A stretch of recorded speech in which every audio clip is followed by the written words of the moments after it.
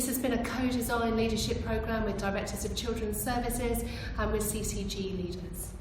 It's based on learning from our strongest areas around effective improvement to mental health services to improve outcomes for children and young people.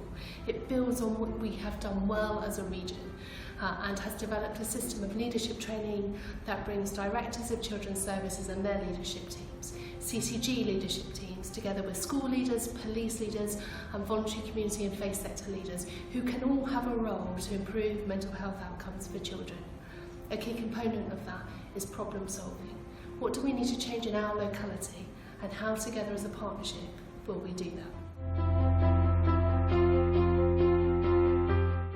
Well, what Restorative Practice gives you is a very explicit framework for colleagues to hang their practice on. It puts relationships at the heart of everything we do and creates a model around high challenge, high support. In other words, doing things with people rather than to them or for them. Once we start to get the relationships right and the culture of organisations, then potentially we start to set the right behaviours and the right sets of skills and practices that start to put children and families at the heart of our decision-making processes. That's when we can really start to focus on outcomes and impact rather than just input and output. How can you learn about your behaviour and the impact and the effect of your behaviour if people don't tell you how it's impacted them? Allows people, requires people, young people, to take responsibility for what they've done rather than simply admit what they've done and accept the punishment. It's a developmental process. It develops emotional literacy and emotional intelligence, and ultimately it changes behaviour.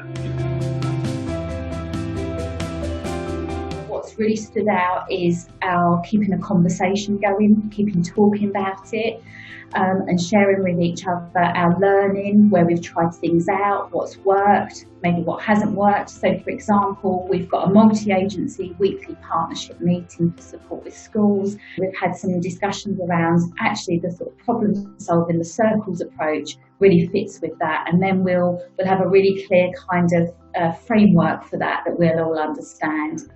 We also reflected as well around kind of a wider communication, so that we have that far reach across the whole children, young people and family services. I think we can do much more to understand what restorative practice is. We do things that are restorative. We do work with partners in a restorative way, but we don't always understand that's what we are doing. We have started to think a lot about adversity and trauma and the impact that has, and that really dovetails so well with restorative practice. We trust the process, be courageous, be open and honest, and restorative practice gives you the opportunity to really create that golden thread that would start to bind all agencies to improve mental health and emotional health outcomes for children and families.